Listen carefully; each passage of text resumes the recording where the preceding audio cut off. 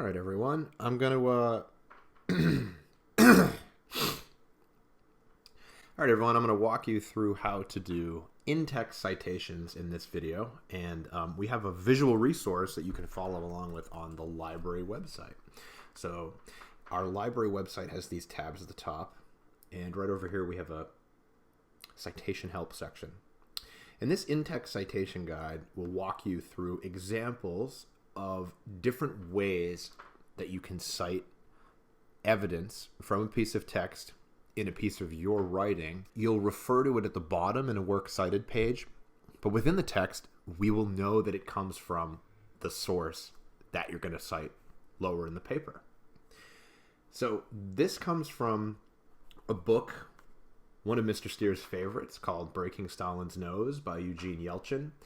And above, I'm going to show you 4 different ways that I've cited the same piece of information from this source.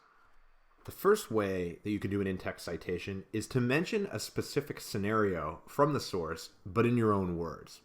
So I'm talking about a scene that I read about in the book here, and I'm simply stating what happened. I'm paraphrasing the action of the book in my own words.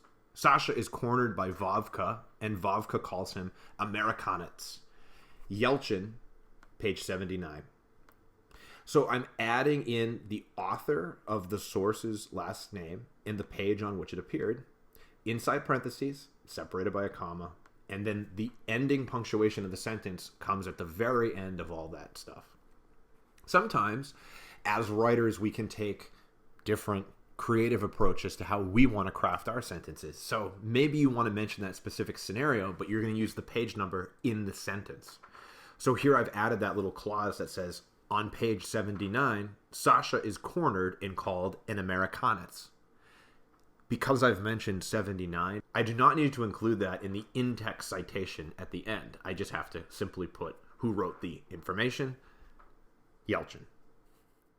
Now, most of the time, you'll be using direct quotes that you're actually pulling from the text and quoting in full. Amerikanets is used in this book as a derogatory term. Sasha, whose mother was born in Detroit, is cornered by Vovka after breaking the plaster nose.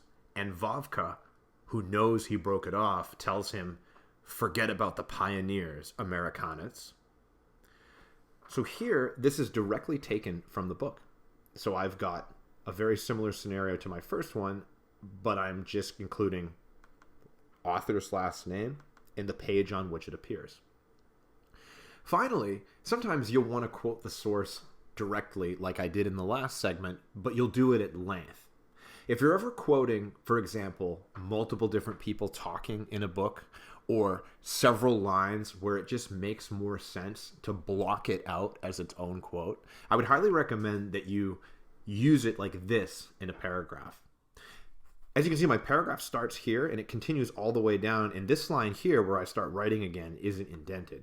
But all of this information in here has been moved over just a little bit in a block quote. Basically, you're going to start a new paragraph by entering down, and then I like to use my keyboard shortcut. I can do Control bracket to move it over, and then I can start quoting my source, as I've done here. So, in terms of reading this, you'll see how long this quote goes. Amerikanets is used in this book as a derogatory term. Sasha never sees it as an issue until his placement in the pioneers is in jeopardy. Destruction or damage of state property shall be punishable by the supreme measure of social defense, proclaiming the guilty an enemy of the people and shooting by firing squad, Vovka says. Criminal Code of the Soviet Union, Article 58. What? Are you stupid? Forget the pioneers, Amerikanets. I saw you. Yelchin, 79.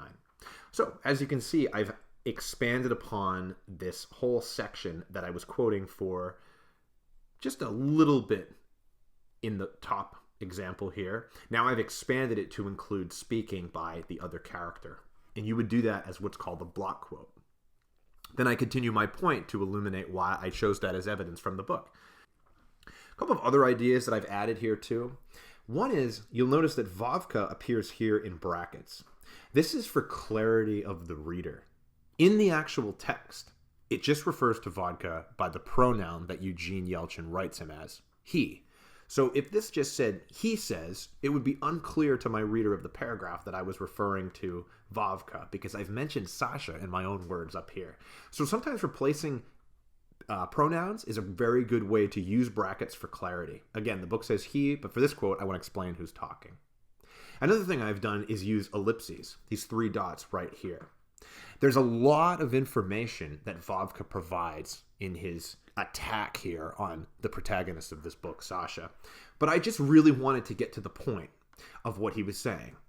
He calls Sasha stupid, and then he mentions that he can forget the group that he's going to join. You use an ellipsis to eliminate pieces of the quote which take away from your point, but at the same time, you do not want to confuse your reader. You should only do this if you're really sure of a way in which you can provide this information and be really clear. But as you get better at it and practice with it, it's kind of fun to see how you can make your writing a little bit sleeker. And it's also a style choice that you're making to get to a point. And then at the bottom of your paper, you'll cite your book in a works cited section. So after I'm done all my writing, I'll have my works cited here.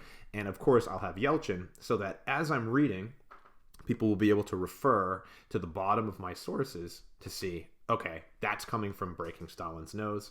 And this will really help you as you add multiple sources to your paper, so that a reader trying to understand your points can track your evidence.